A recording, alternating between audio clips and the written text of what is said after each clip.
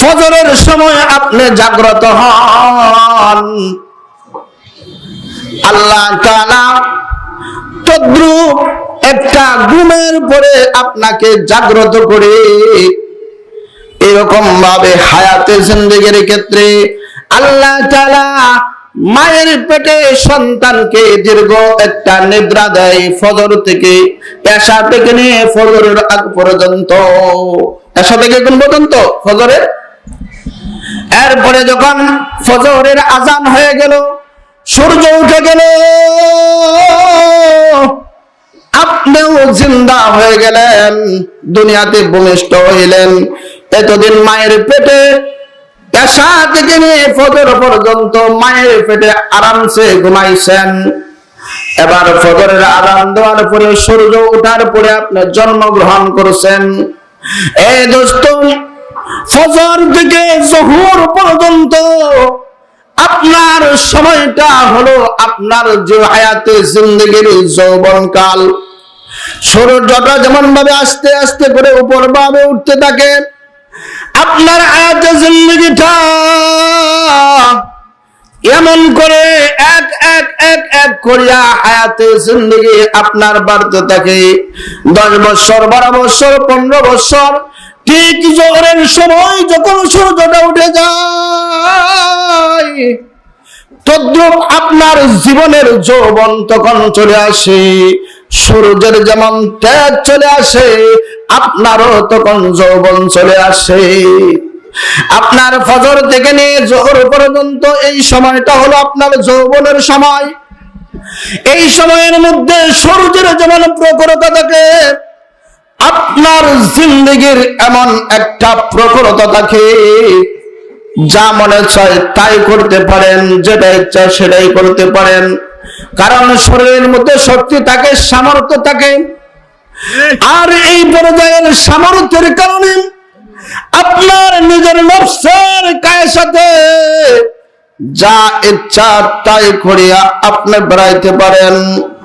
আল্লাহর হাবিব বলেন, এই জন্যই আল্লাহ তাআলা ওই যৌবন কালে আল্লাহর বান্দার ইবাদতকে সবচেয়ে বেশি মহব্বত করে ভালোবাসে। ও কে দিল রে পাখির কণ্ঠে মিষ্টি মধুর গান,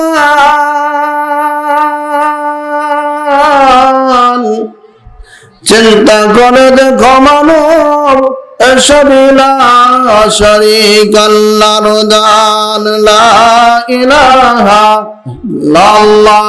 ভাই বলেন না, লা ইলাহা ইল্লাল্লাহ, লা ইলাহা ইল্লাল্লাহ, লা ইলাহা ইল্লাল্লাহ, লা ইলাহা ইল্লাল্লাহ, লা ইলাহা ইল্লাল্লাহ মুহাম্মাদুর রাসূলুল্লাহ সাল্লাল্লাহু আলাইহি ওয়াসাল্লাম। হযরত ফাতেমা রাদিয়াল্লাহু তাআলা আনহা মাদ্রাসার উদ্যোগে ৪র্থ বার্ষিক ওয়াজ মাহফিলের আজকের এই মাহফিলের প্রধান অতিথি জনাব আলহাজ মোহাম্মদ ইকবাল হোসেন সবুজ, এমপি গাজীপুর 3 ও সাধারণ সম্পাদক গাজীপুর জেলা আওয়ামী লীগ। সভাপতি জনাব আলহাজ মোহাম্মদ মোশাররফ হোসেন দুলাল। আর আমাদের সেরেতাজ ওস্তাদুল আলামা, জাতির শ্রেষ্ঠ সন্তান, আজকের এই মাহফিলের মধ্যমণি হযরতুল আল্লাম শাইখুল হাদিস আল্লামা হাসান জামিল সাহেব দামাত বরকাতুহু মাদ্দাজিলুল আলিয়া, এবং সামনে উপবিষ্ট দিনদার আল্লাহওয়ালা পরহেজগার আমার দ্বীনি ভাইরা, পর্দার আড়ালের মা ও বোনেরা, আল্লাহ পাক রব্বুল আলামিনের দরবারে লাখ কোটি শুকরিয়া, যে মহান বিধাতা এই ফিতনার জামানার মধ্যে একটি দিনী মজলিস, জান্নাতের বাগান মাহফিলে আসার জন্য তৌফিক দান করেছেন। এই জন্য আমরা সকলে বলি আলহামদুলিল্লাহ। ভাই, আমরা তো এখানেরই সব সময় আলোচনা করি, এরপরে হুজুর যেহেতু বলছেন যে আমার উম্মতের মধ্যে এমন একটা জমানা আসবে যে জমানায় ঈমান রাখাটা এত কঠিন হবে যে জ্বলন্ত আংরা হাতে রাখা যেমন কঠিন তার চেয়েও বেশি কঠিন। কথা ঠিক না ঠিক বলেন? বর্তমান সমাজ, বর্তমান দেশ, বর্তমান পৃথিবী এই ঈমান রাখা এত কঠিন হয়ে দাঁড়িয়েছে, চতুর্দিক দিয়ে শুধু ফিতনা আর ফিতনা, অশ্লীলতা, ভয়াপনা সয়লাব করতেছে। আল্লাহ তাআলা আল্লাযী খালাকাল মাউতা ওয়াল হায়াতা লিয়াবলুয়াকুম আইয়ুকুম আহসানু আমালা।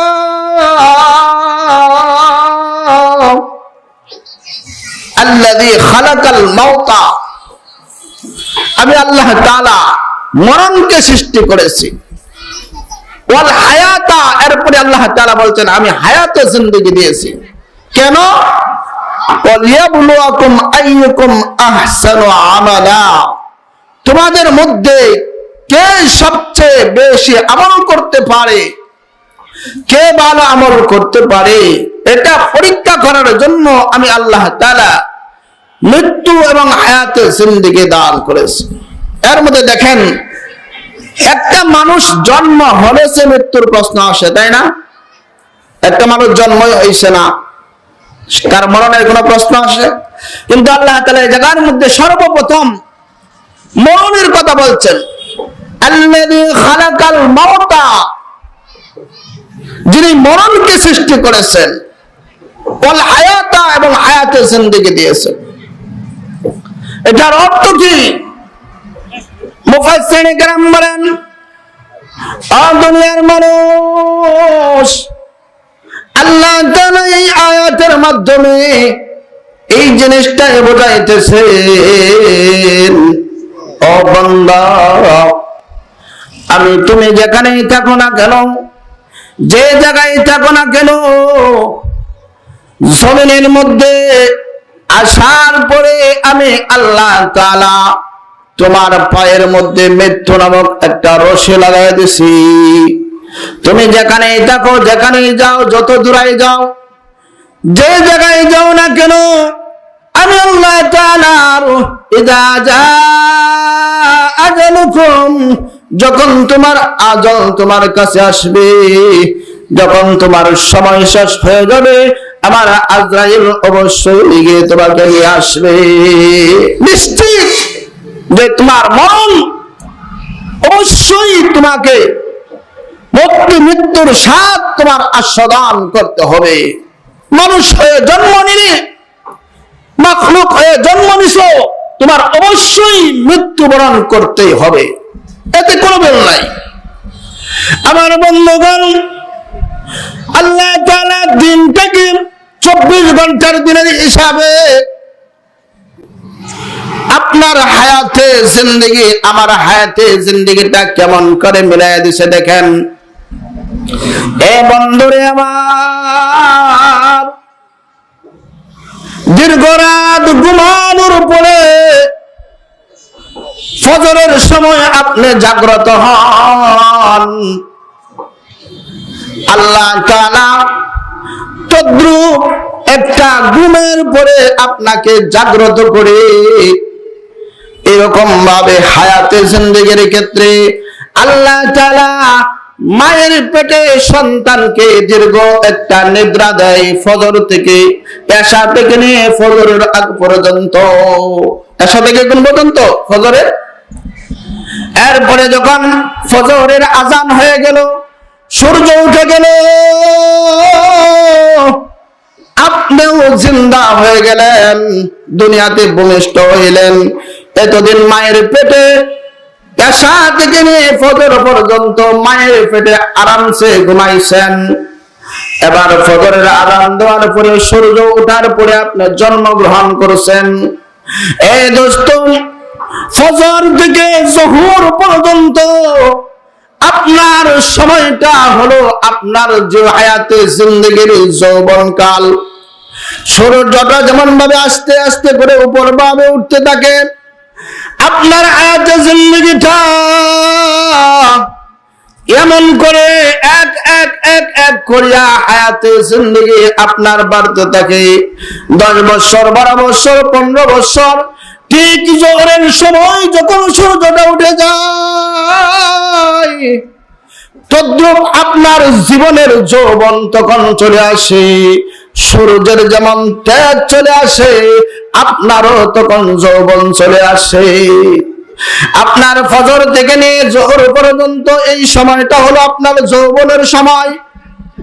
এই সময়ের মধ্যে সূর্যের যেমন প্রখরতা থাকে, আপনার জিন্দেগির এমন একটা প্রখরতা থাকে, যা মনে চায় তাই করতে পারেন, যেটা ইচ্ছা সেটাই করতে পারেন।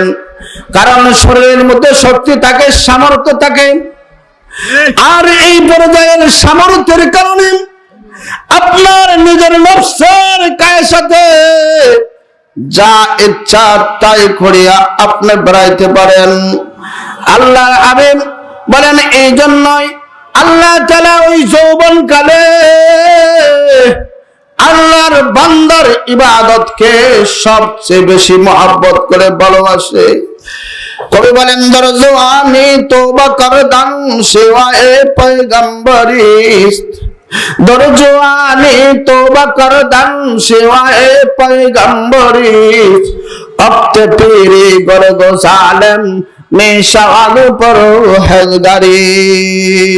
কে দোস্ত, তুমি যৌবনকাল, এই যৌবনকালে আল্লাহর ইবাদতের মধ্যে তুমি কাটাও, তাহলে তোমার এই যৌবনকালের ইবাদতের কারণে আল্লাহ তাআলা বাকি সময়ের ইবাদত গুলো এমনি তোমার মাফ করে দিবে। বলেন সুবহানাল্লাহ।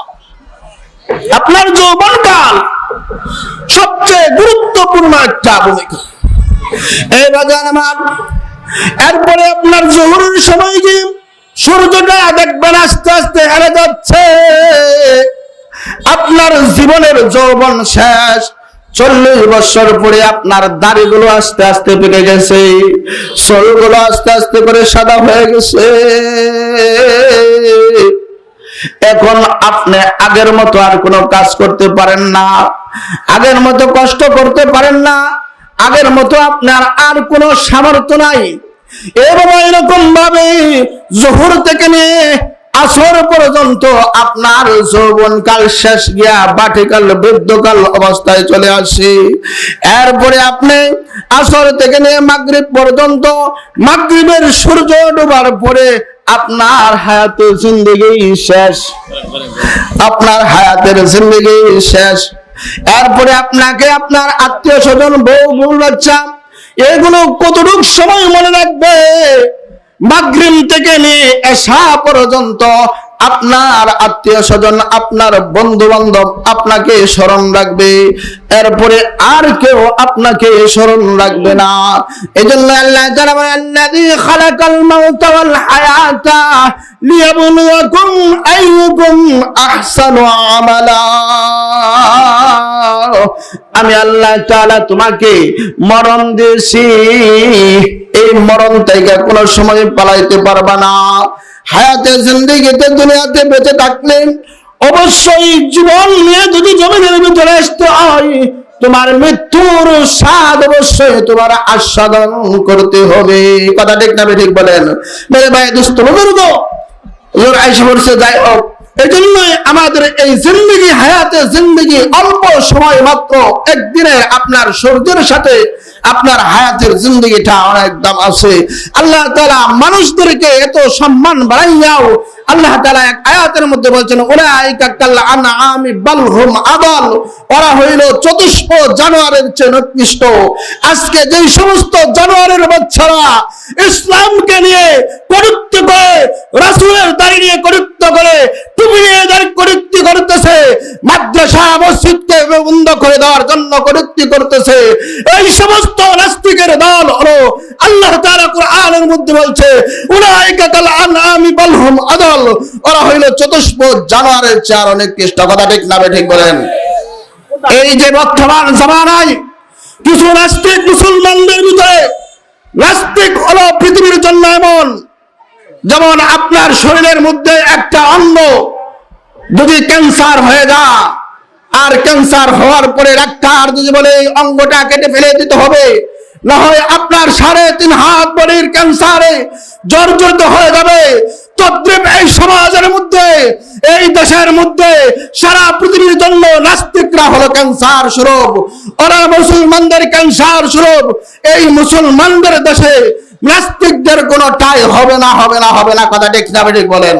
আরে ভাই দোস্ত বুজুর্গ, এজন্যই আমরা মুসলমান, কোরআন প্রেরিত নবী আলম এবং মাদ্রাসা মসজিদ ওলামায়ে কেরামের পক্ষে লোক, আমরা সচেতন থাকবো যেন কোনো নাস্তিক কোনো সময় আমাদেরকে পথভ্রষ্ট না করতে পারে। মেরে ভাই দোস্ত বুজুর্গ, বিশাল চক্রান্ত চলতেছে, দেশকে নিয়ে বিশাল চক্রান্ত চলতেছে। ওলামায়ে কেরামদেরকে নিভিয়ে দেওয়ার জন্য, ওলামায়ে কেরামের কণ্ঠকে স্তব্ধ করে দেওয়ার জন্য বিভিন্ন ধরনের পায় তারা চলতেছে।